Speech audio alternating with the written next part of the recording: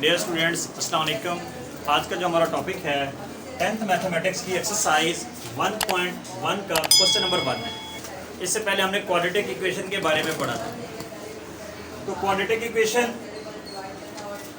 हमारे पास जो वैल्यू दी गई है x + 7 × x - 3 = -7। हमें से दो चीज़ें इस क्वेश्चन में डिमांड की गई हैं। एक तो ये कि इसको स्टैंडर्ड फॉर्म में लिखें, दूसरी बात पूछी गई है कि क्या बताएं कि ये प्योर क्वाड्रेटिक इक्वेशन है या नहीं। स्टैंडर्ड फॉर्म क्या होती है? ये वाली जो हमारे पास ax² + bx + c = 0, ये स्टैंडर्ड फॉर्म है। इस फॉर्म में हमने लाना है इसको। दूसरा जो सवाल पूछा गया है वो ये पूछा गया है कि जी क्या ये वाली इक्वेशन जो आप बनाएंगे वो प्योर क्वाड्रेटिक है या नहीं। हमने कल पढ़ा था अगर जो हमारे पास क्वाड्रेटिक इक्वेशन है उसमें b वाली वैल्यू की जगह 0 पुट कर दें, यानी x वाला कंपोनेंट अगर ना आए तो वो वाली हमारी इक्वेशन क्या होती है? Pure quadratic. वो एंड में जाके हमें पता चले। सबसे पहले इसको मल्टीप्लाई करें, वेरी सिंपल मल्टीप्लिकेशन। ये आप छोटी क्लासेस में करते आए हैं। इस x को इसके x के साथ मल्टीप्लाई करें, क्या आ जाएगा जी? x²। इसी x को अगेन इस 3 के साथ करें, -3x। इस 7 को इस x के साथ करें, 7x हो गया। इस 7 को -3 के साथ मल्टीप्लाई करें तो -21 = ये -7। अब देखें ये x² वैसे का वैसे, प्लस का 7x माइनस का 3, प्लस माइनस 7 में से 3 माइनस हुए, हमारे पास बच गया 4x। अब इशू है इसका यहाँ साइन का, पॉजिटिव आएगा या नेगेटिव। बड़ी वैल्यू क्या है? 7 के साथ प्लस है यानी पॉजिटिव है, तो यहाँ भी क्या आ जाएगा।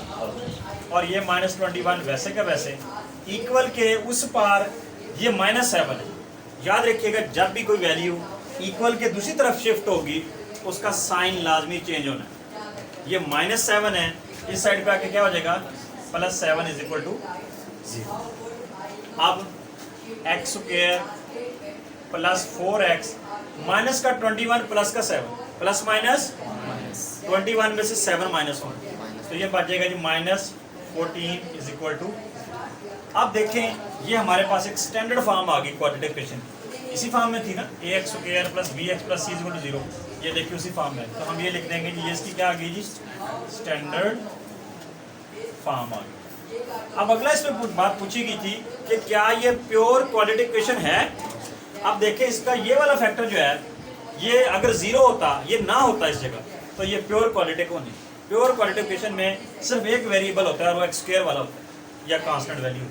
अब चूंकि इसमें मौजूद है, ये क्वाड्रेटिक इक्वेशन तो है बट प्योर क्वाड्रेटिक इक्वेशन नहीं। हम लिख देंगे hence it is not pure quadratic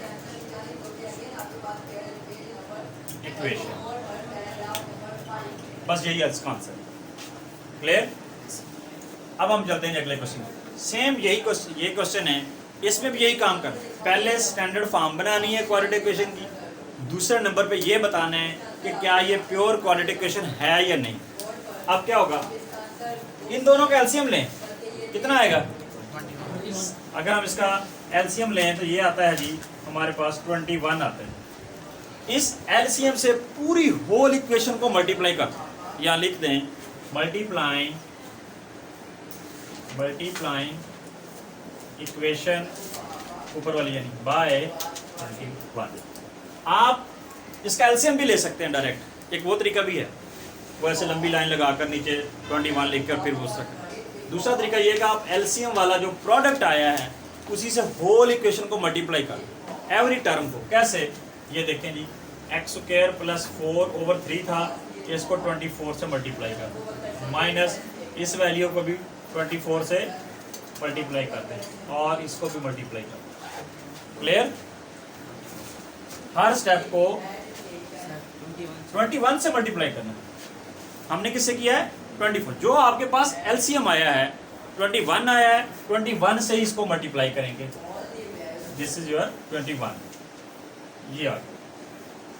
अब इसको देखें, 3 1 3, 3 7 3 1 7 1 और 7 3 21। तो ये आ जाएगा जी 7 into x square plus 4 minus 3x के साथ जो मल्टीप्लाई होगा 21 7 को अंदर मल्टीप्लाई कर दें 7x स्क्वायर ये 28 बन जाएगा, ये minus 3x is equal to 20। तो 7x square minus 3x plus 28, ये प्लस 21 इधर आकर क्या हो जाएगा जी? तो 7x square minus 3x plus 21 में 8 में से 21 गए तो 7 बचेंगे। अब ये कौन सी फॉर्म आ गई जी? Standard form. ये कौन सी फॉर्म है जी?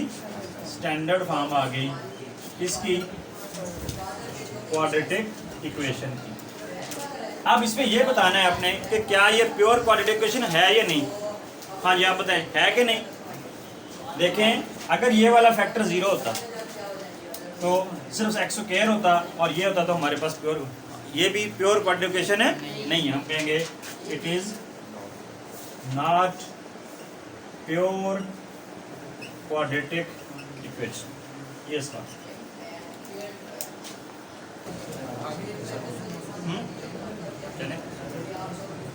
ऑन कर दिया जी।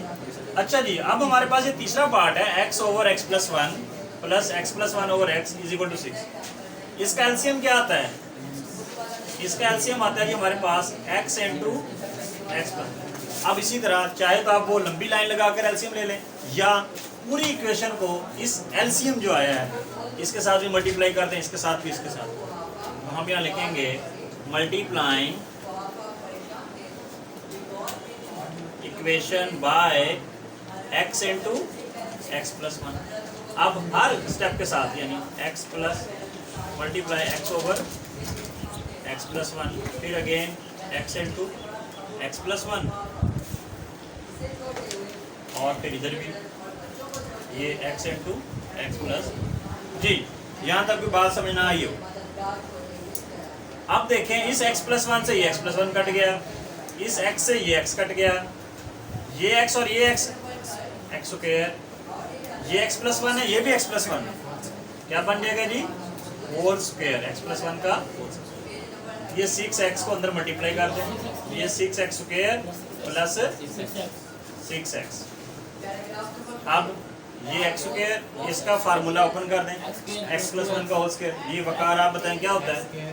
X square plus 2x plus 1 is equal to 6x square. बल्कि इनको भी उधर ले जाएं, इधर प्लस था उधर जाकर माइनस हो गया, ये भी उधर जाकर माइनस हो गया, is equal to 0।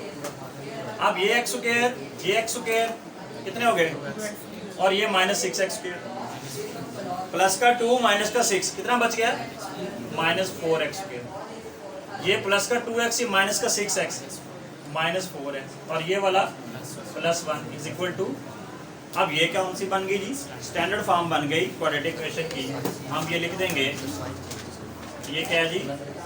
Standard form है इसकी क्वाड्रेटिक इक्वेशन की। अगली बात ये बतानी है क्या ये प्योर क्वाड्रेटिक है या नहीं, क्योंकि ये फैक्टर्स के अंदर मौजूद है तो लिहाजा ये प्योर क्वाड्रेटिक इक्वेशन है नहीं। It is not pure quadratic equation।